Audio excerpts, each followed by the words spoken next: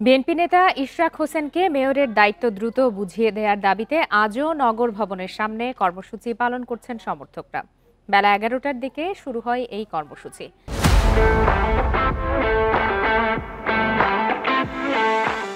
নানা স্লোগানে সরব হয়ে ওঠে পুরো এলাকা।